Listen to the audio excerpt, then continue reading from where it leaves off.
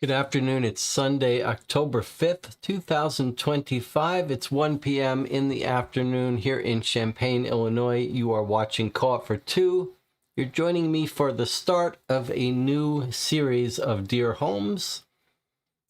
It's spooky October month here, and so we're going to play a case that's a little darker than most of the Dear Holmes case. Rob found us a nice case to play.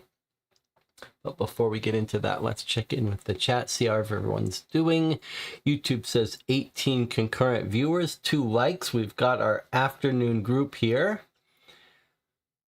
including some afternoon-only viewers. Deduction Club, Eliza CH says 10 p.m. in the US is 4 a.m. in the UK, so I can't watch the live streams except on Sundays. Which begs the question, who is watching our 1 a.m. streams? I keep thinking there must be some foreign country where it's a good time of the day.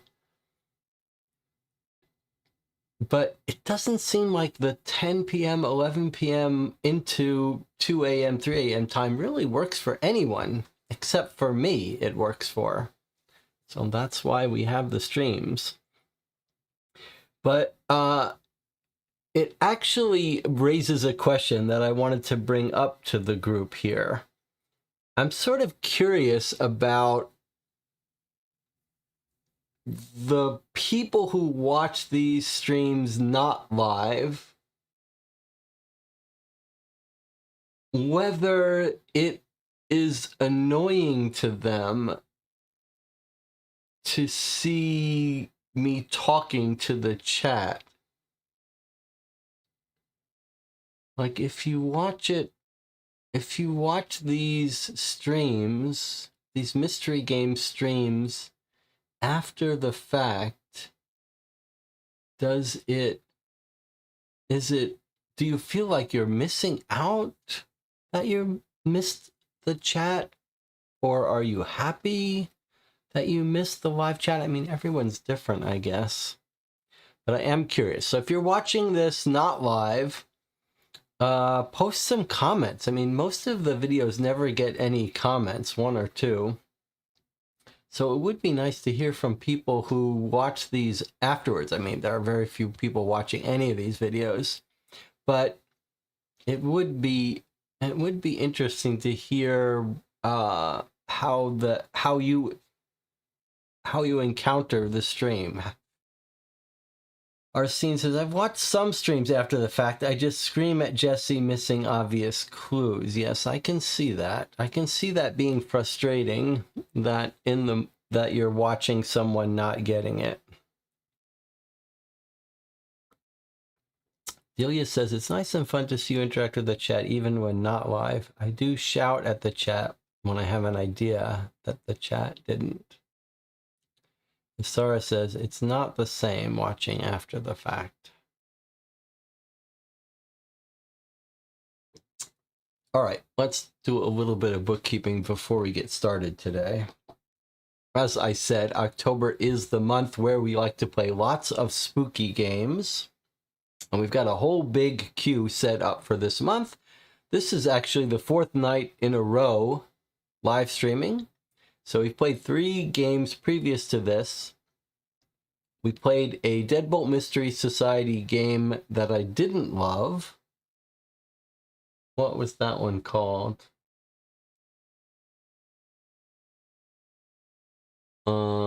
Drawing a blank at the moment. Then we played Curious Jasper Park, which is a very creepy story. And then last night we played a mini mystery from Deadbolt Mystery Society called Shadow People on the 13th Floor, which I really liked. If you're looking for a short Deadbolt Mystery Society game, boy, was that good. And then today we're going to start a new Dear Holmes case called Return of the Ripper. Now, I'm a little nervous about playing this case, and I'll tell you why. The Dear Holmes people, it's a subscription service. You've heard me talk about it quite a bit. It's not cheap. I think it ends up being like $5 a letter.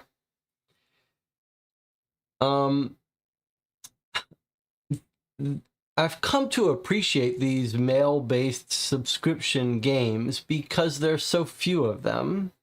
And the company behind Dear Holmes is one of the very few still surviving. But they're a little bit, what's the way to say it? They're a little bit disorganized. The letters come, they're not always labeled properly. They frequently don't say anything on them, so you're not sure what case they're for. Now they have, in addition to the regular subscription service, they have this practice club, which sends you old cases, and the case we're playing today is from the practice club. Occasionally they send the wrong letter or miss a letter, or a letter gets lost. This case we're playing today, I have all but the last letter, and it feels like I haven't gotten a letter in a while.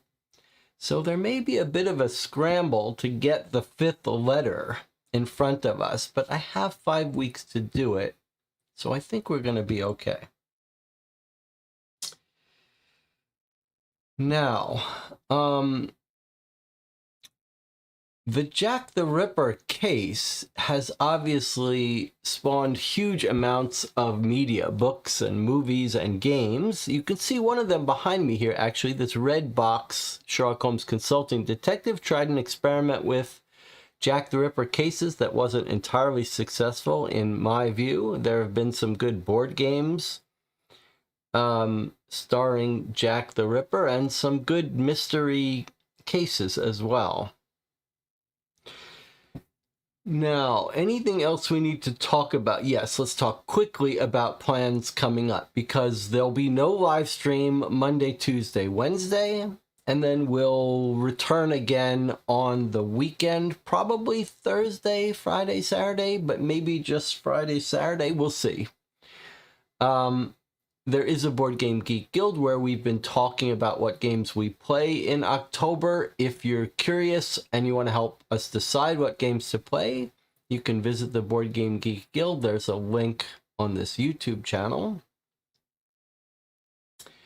We're also, it's a little exciting for this small channel, sometime in October will be about the 5-year anniversary of this channel, and we will reach a milestone of 5,000 subscribers, which is fun and exciting.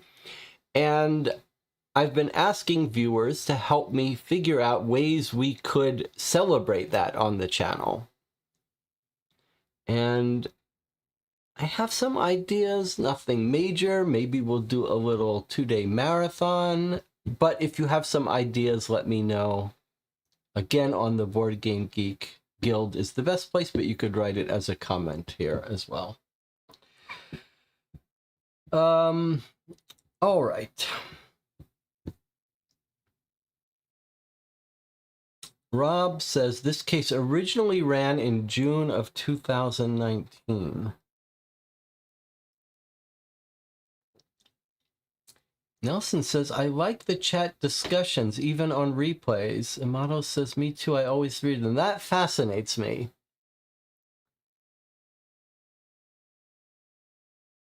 I find that That's very comforting for me. I like the idea that you guys are hanging out and talking to each other. All right, let's take a look at our first letter here. One of the ways I'd love to celebrate 5 years of this channel is to hear more from the viewers about the projects you guys are working on. Your creative projects or just your normal life. So maybe we can figure out a way to do something with that. All right, here is our first letter. Ooh, written in cursive. I don't love that. Metropolitan Police. I'd also love to... one little aside. So YouTube says 20 concurrent viewers, and we got a bunch of people talking in the chat. And I've said before that, you know, you could use this channel to fall asleep. You're not going to hurt my feelings if you just have it on in the background. But it is interesting. Occasionally, we'll be playing a game. It'll be 3 a.m. There'll be 25 viewers. And I'll ask a question, like we'll have a little vote. What should we do? And like 3 people vote. And it's interesting. I was watching Rob Oren, who has this channel, Rob's Tabletop World, which I cringe watch it. And I mean, on one hand, Rob is a nice guy. On the other hand, he's really bullshits a lot about stuff that seems plainly ridiculous. And anyway, the point is, here I am watching that channel regularly, but like YouTube needs like a view count and then like an ironic view count. Like how many people are really watching it, and then how many people are watching it but to see a disaster.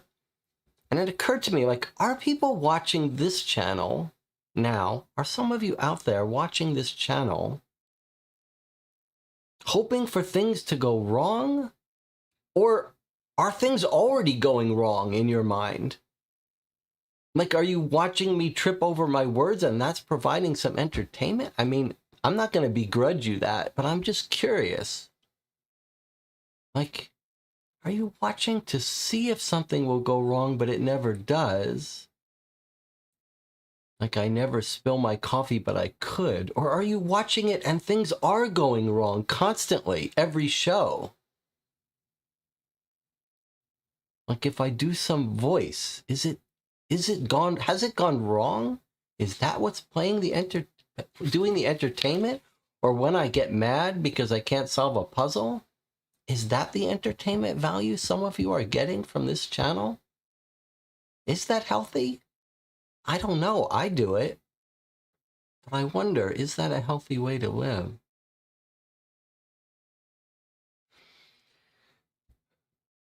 On a very related note, there's a movie called Friendship with Tim Robinson, who's a comedian who I love, and has this show called... what is Tim Robinson's show? He has a couple shows, but he has one main one, and he has a new show coming out on HBO called The Chair Company or something. Well, I love, he's got that very awkward humor, like the original Office, and he has a movie called Friendship, which came out recently, and I loved it. It's exactly, I was laughing out loud constantly. It's exactly the kind of humor I want. Okay. Here's an opportunity to talk about the chat. Some channels allow me to read the chat on replays. Not here, though. Okay. That is...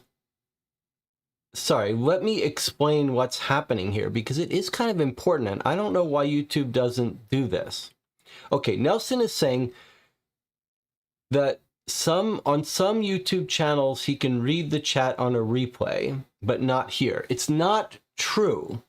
What happens is, and I don't know why, but after a stream goes live, YouTube takes a few days before you can watch the chat replay. So it's nothing I'm doing. It's just a delay. So I suspect if you go back to those videos where you couldn't see the chat replay, that you will be able to see it now. And it may be just because my streams are sometimes like 5 or 6 hours. It takes longer for YouTube to process the chat. I don't know why that happens. If someone has some insight about how I could avoid that, let me know. Melissa says, I watch for the parasocial relationship of the group. These help me play the game. Plus, I find games I would never otherwise. Everyone knows that term parasocial. It's sort of a term, modern term. It just means you're having a sort of a kind of friendship with the person on the other persons on the other side of the screen. And our scene is just saying what I was saying about it takes time for YouTube to post-process their data. Nothing you can do about it. Okay. Delia says, I like to leave the stream in the background when I work. I don't vote because I don't feel I know enough about the game if I multitask. Okay, that's fine. But I do admit it's fun when the game goes south. All right. Let's for real get started here. November 6, 1895. My dear Mr. Holmes, this is from the Metropolitan Police. It is I, Inspector Lestrade, writing to you on a most urgent matter. Inspector Morton of the Yard and I are currently working with Chief Inspector Jefferson Porter of the Metropolitan Police. Metropolitan Police H Division, concerning a murder which has taken place in a ground floor flat in Dorset Street. I know you and Dr. Watson are away in Dublin, dealing with a delicate matter, and shall not return to London for at least another fortnight. Please know I would not write to you unless I felt the issue were of the utmost importance, and I fear that if this murder is not solved soon, London shall once again be in a panic not seen since the Whitechapel murders of 1888. For you see, the murder may be connected to that notorious killer called Jack the Ripper. This case concerns a young Swede by the name of Hugo Olsen. He told his landlord that he was a carpenter who had come to work in Spitalfields.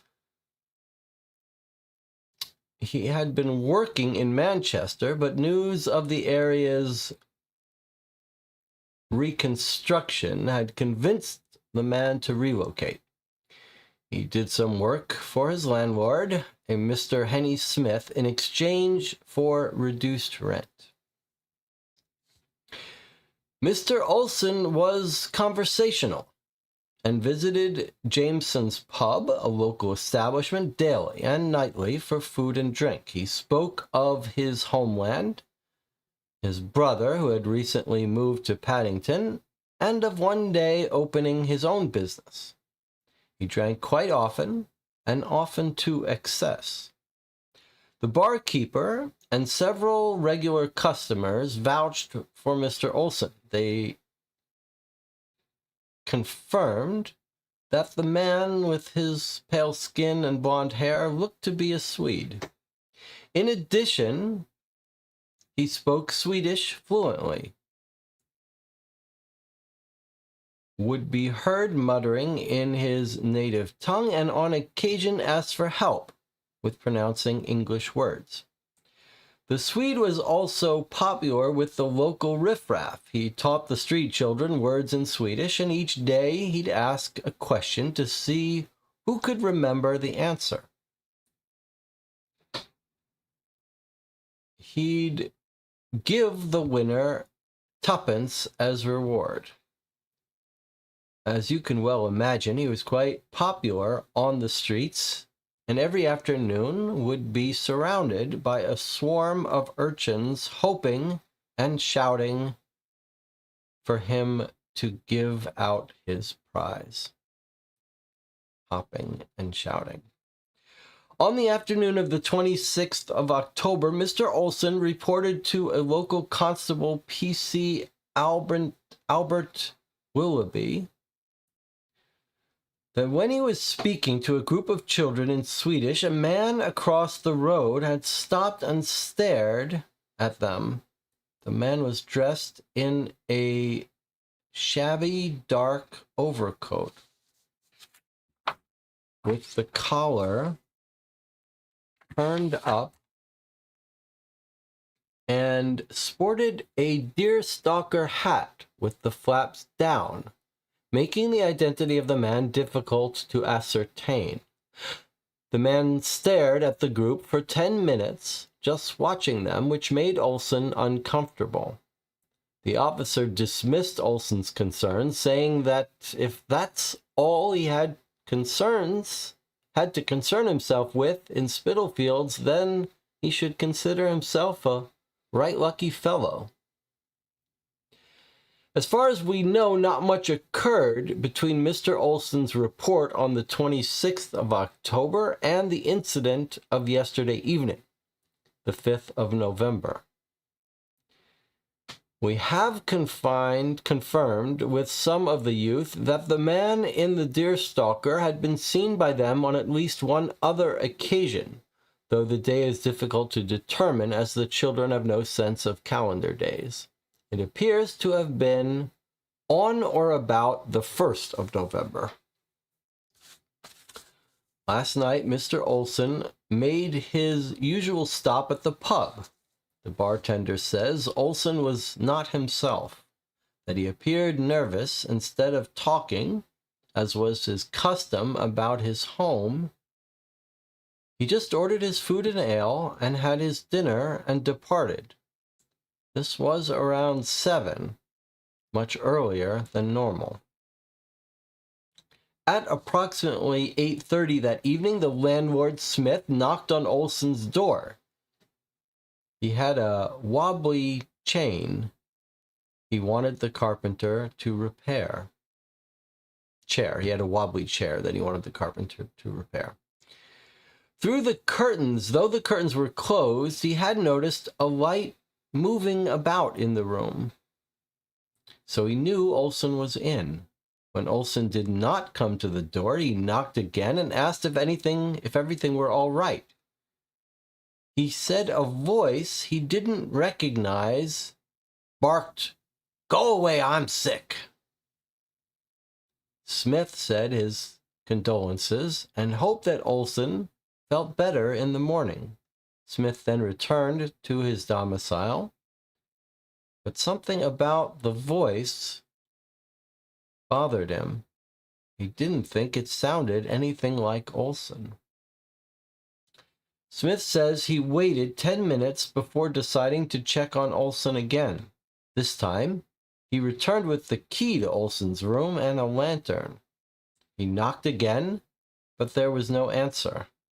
Another tenant, a Mr. Swenson, was walking by and asked if everything were all right. Smith said he wasn't certain. He knocked a few more times and then, after still receiving no response, decided he should investigate. He called out that he was going to enter the room. He asked Swenson to accompany him, and he unlocked the door. The men stepped in together, and when Smith held up his lantern, the two were greeted with a ghastly sight. The room's floors, walls, and even some of the ceiling were coated with blood.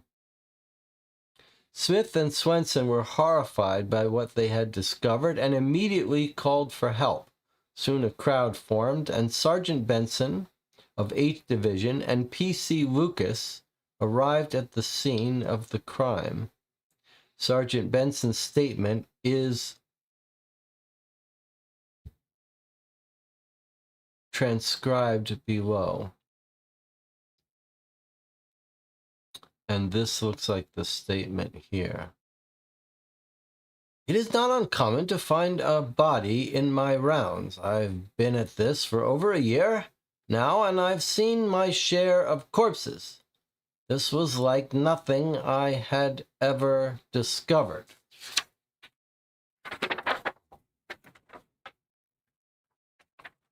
I can assure you, the room was small, probably about 200 or so square feet, sparsely furnished with a bed, a small round wooden table, and a single chair. A chipped bureau was in the far corner of the room. It was one of the few furnishings relatively left untarnished. The table, bed, and chair were coated in blood, as was the floor. In fact, as I took a step in to inspect the crime scene, I slipped, for the blood on the floor was so thick it had pooled. Fortunately, I stumbled back, but did not fall. I shone my light around the room and found blood smeared upon the walls and splashed upon the ceiling in spots. What shocked me most of all, though, was the lack of a body. With all the blood about, I could not figure out what happened to the body. Blood had to come from somewhere, didn't it? Much happened quickly after that. The sergeant sent P.C. Lucas to report in. Word spread through the ranks, and Chief Inspector Porter himself went to look about the crime scene. By 4 this morning, Inspector Morton and I were seconded to join the investigation team. When I arrived at the Smith building, I discovered a crime scene much as Benson described. You would have been furious, Mr. Holmes, for when I arrived, I found several officers walking about, looking under bedposts and checking corners of the room, their footprints contaminating everything. Between the time of Sergeant Benson's report and my own arrival in Olson's room, several discoveries had been made. The first is that several body parts were found, including the left hand of a male missing the ring finger and a lobe of the right ear. The hand was located under the bed and the earlobe far away from the door near the dresser. Inside the top drawer of the dresser was left a crudely written letter, which I have described below. Dear Boss, son. Dear Boss, sir. Never did catch me. Have last test for have lost taste for something. So I ate this foreign fellow. Tasted very nice. I may send you the bloody knife that carved him up if you only wait a while longer. Less I want to eat more like him. Signed from hell. With lots of misspellings. Boy, that's creepy. Have lost taste for... What's this word here? You would think he'd be saying, I've lost taste for the prostitutes. So I ate...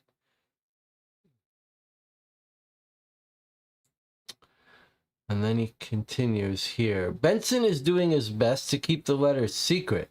The morning papers have already reported the murder, but it hasn't made headlines. A brutal murder in Whitechapel is not going to sell many papers, but you know as well as I that if the public gets word of the letter and the press reports on the return of Jack the Ripper, a mass panic will ensue.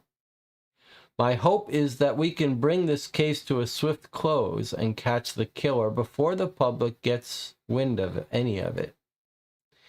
The hand, the earlobe, the letter are currently being analyzed.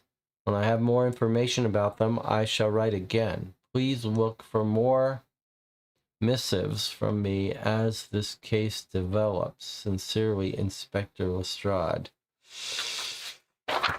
Okay, and the chat says this word is whores. Dear boss, sir, never did catch me. Have lost taste for whores. So I ate this foreign fellow. Tasted very nice. I may send you the bloody knife that carved him up, if you only wait a while longer, lest I want to eat more like him. Signed from hell. Okay, very creepy. Lots of the words spelled phonetically in this letter. This is not the writing of the letter, though. He says he's transcribing it. Boy, that's creepy. This is a much darker case than we're used to.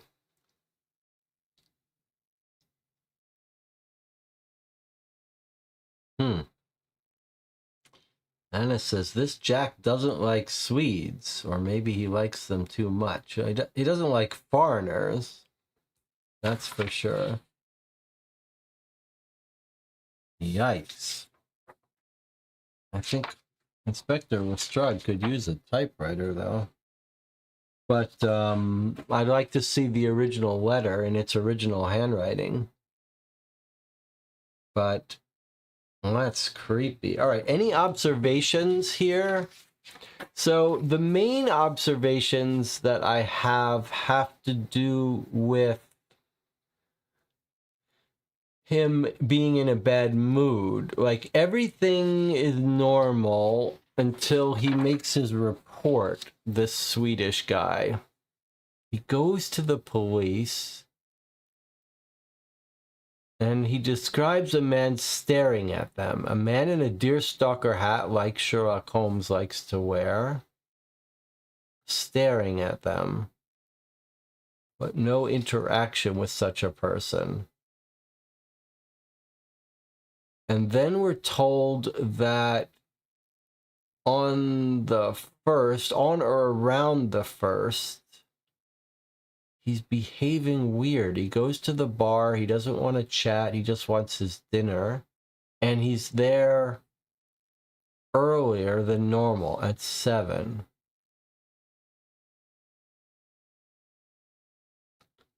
Then the landlord visits him, curtains closed. There was a light moving about the room. So someone with a flashlight, with a lantern.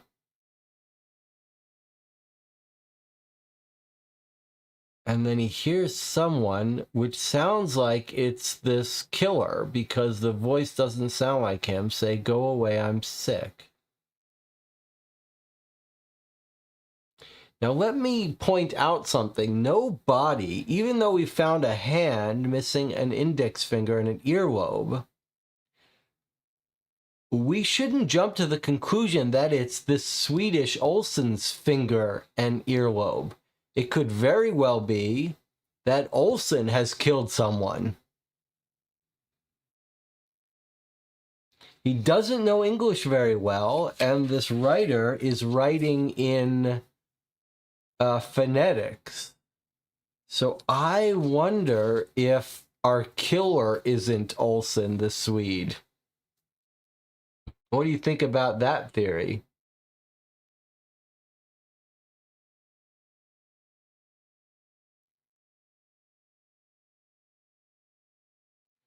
Go away, I'm sick didn't sound like Olsen, so sounds like another person. That would be against my theory. That would suggest that it's not Olsen who's the killer, but a different person who's the killer walking around. But could it be that I'm sick is Olsen like having a mental break and like talking in the voice of an animal? I'm sick. like he's killed someone. He's lost his mind. Okay, let's keep reading for clues here. So he comes back in 10 minutes to check on him, and the door is locked. They go in, and there's blood everywhere. Floors, walls, even some of the ceiling.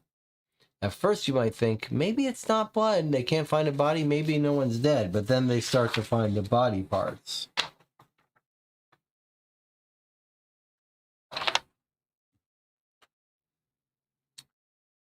Sparsely furnished. The chipped bureau was in the far corner, one of the few furnishings not covered in blood for some reason. Maybe that tells you where they were standing. There's so much blood, I almost slipped in it.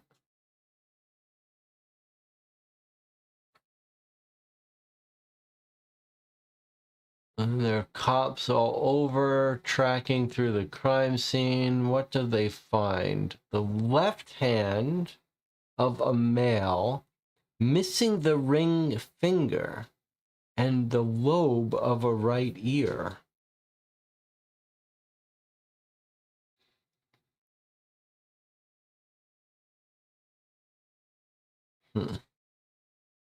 So those of you who aren't familiar with the Jack the Ripper, the real historical case of the madman never caught, he wrote some famous letters, the Dear Boss letter, where he wrote it like this, and From Hell. There's a great graphic novel, From Hell, about these cases.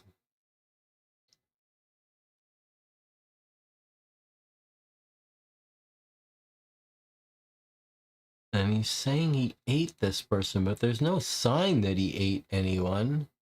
Although maybe if it's missing the index finger, did he eat the index finger? So question would be why? Why index finger and earlobe? And why is the hand here? Why is the hand under the bed?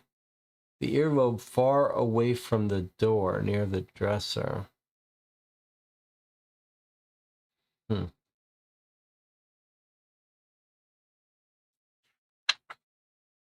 Anything else weird about Olson?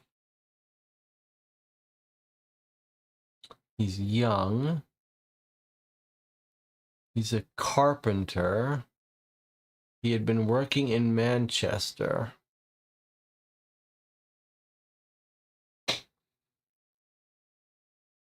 He goes to the pub often. He spoke of his homeland and his brother.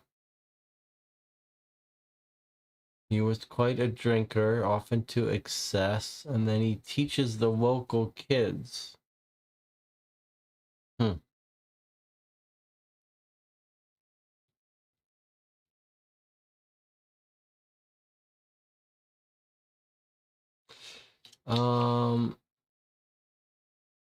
So the man watching them is dressed in a shabby dark overcoat with the collar up.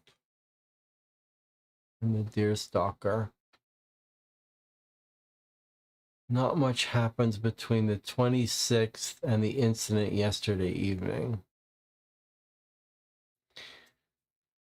On the 5th of November. So all of this happens on the 5th of November, but we're told of one more incident.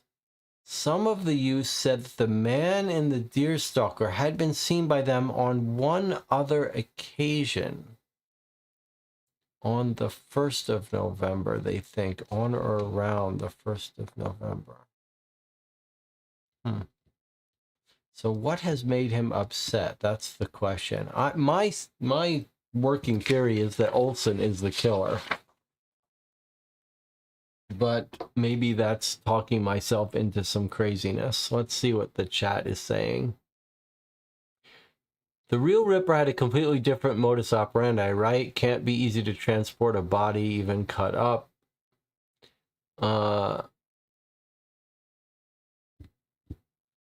Would the Swede know about the Ripper cases? That's a good question, too. Rob says it might not even be a murder. He might have dug up some corpse, and sprayed around a lot of pig blood in order to fake a crime scene. That's a very good point, too. Marlene says it's too set up and messy, but for instance, hand under the bed, there would be blood and tracks everywhere. Maybe someone who knows the layout of the lodgings if you're transporting the body. It's an interesting idea that there's no murder. You'd have to get a very fresh corpse, though. And you'd have to be able to cut off the index finger. Why would you cut off the index finger? You could be doing it to eat it because you're crazy, or you could be doing it because it's giving away the identity. Another possibility, says Arsene, is that Olsen is dead but was killed elsewhere and someone came to plant the earlobe, hand, and a few pints of blood for whatever reason. Arsene says Olsen could have retrieved the hand and earlobe from a fresh body, set up the scene to fake his death. That's an interesting idea, too. Groot says, surely the hand left under the bed has to be the killer toying with us. It would be quite a stretch to lose the hand under the bed and leave without it. I agree.